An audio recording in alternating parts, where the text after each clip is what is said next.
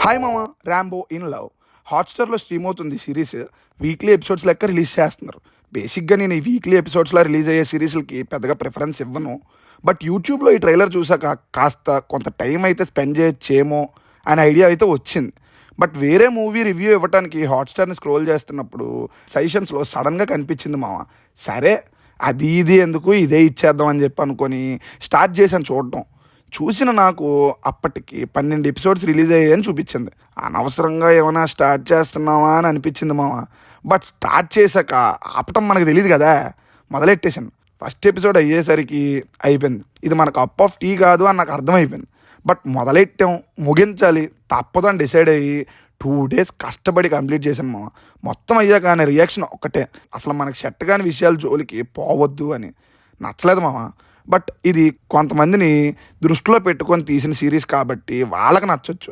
Example, కొన్ని YouTube సిరీస్లో వస్తుంటాయి, కింద కామెంట్స్లో వావ్ ఫ్యాంటాస్టిక్ అంటారు, బట్ లోపల చూస్తే ఏం ఉండదు, డొల్లా.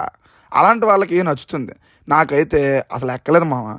వీళ్ళ మెయిన్ మోటివ్ కామెడీ, అసలు నవ్వే రాలేదు. హీరోయిన్ రివెంజ్ని కామెడీగా ప్లాన్ చేద్దాం అనుకున్నారు. అవి బీసీ జామాన కామెడీ సీన్లు వర్కౌట్ అవ్వలేదు. చాలా కష్టంగా కంప్లీట్ చేయాల్సి వచ్చింది. ముందుగా ఫుల్ రివ్యూలోకి వెళ్ళే ముందు, ఈ సిరీస్లో యూట్యూబ్ సెన్సేషన్ పాయల్ గారు ఫీమేల్ లీడ్గా చేస్తే, అభినవ్ మణికంఠ గారు మేల్ లీడ్గా యాక్ట్ చేశారు. మిగతా అన్ని క్యారెక్టర్స్ మనం చూసిన వాళ్ళు, మనకు తెలిసిన వాళ్ళే యాక్ట్ చేశారు. హాట్‌స్టార్ ఒరిజినల్స్ కదా, ప్యాడింగ్ మాత్రం ఆ మాత్రం ఉంటుందిలే.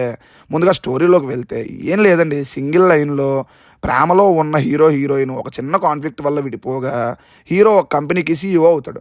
తర్వాత కొన్ని పరిస్థితుల వల్ల హీరోయిన్ అదే కంపెనీకి రావటం, వాళ్ళిద్దరి మధ్య జరిగే cat and mouse war scenes ఎలా జరిగాయి అన్నది రిమైనింగ్ స్టోరీ. ఈ పాయింట్ని ఒక సిరీస్గా తీయాలి అనుకున్నప్పుడే ఐడియా లెవెల్లోనే ఇది ఫెయిల్ అయిందని నాకు అనిపించింది. బికాస్ ఇన్ని ఎపిసోడ్ సుమారు 20 నిమిషాలు. ఇదే విషయాన్ని చెప్తే బాగున్నా బాగోకపోయినా రిపిటేటివ్గా అనిపిస్తుంటుంది మామ. ఇదే జరిగింది ఎక్కడ కూడా.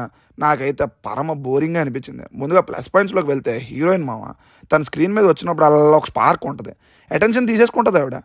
ఇక సింపుల్గా చెప్పాలి అంటే అన్ని ఎపిసోడ్స్ని తన ఫేస్తో, తన యాక్టింగ్తో నిలబెట్టేసింది.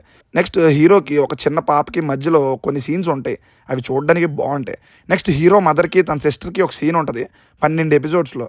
12th ఎపిసోడ్లో ఆ సీన్ కూడా బాగుంటుంది మామ. అక్కడక్కడ కొన్ని కామెడీ సీన్స్ నవ్వేస్తాయి, అంతే. టెక్నికల్గా కూడా సిరీస్ స్టాండ్అవుట్ అవ్వదు. హాట్‌స్టార్ బ్రాండ్ని నిలబెట్టే రేంజ్లో అయితే ఉండదు మామ ఏ వరకు కూడా.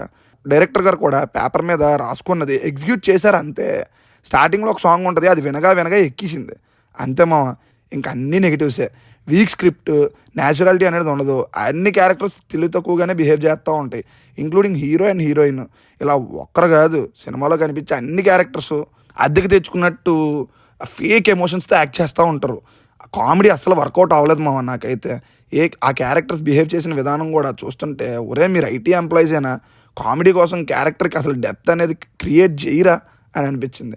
ఇలా చెప్పుకుంటూ పోతే చాలా నెగిటివ్సే ఉంటాయి మామ. అందుకే ఇక్కడతో దీన్ని ఆపేసి, నాకైతే అసలు వర్కౌట్ అవ్వలేదు.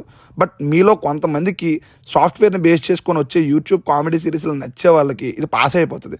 ఇంకా మీ ఇష్టం మామ. ట్రై చేస్తా అంటే ట్రై చేయండి. నెక్స్ట్ ఇంకో మంచి రివ్యూతో మళ్ళీ కలుద్దాం. బాయ్ మామ.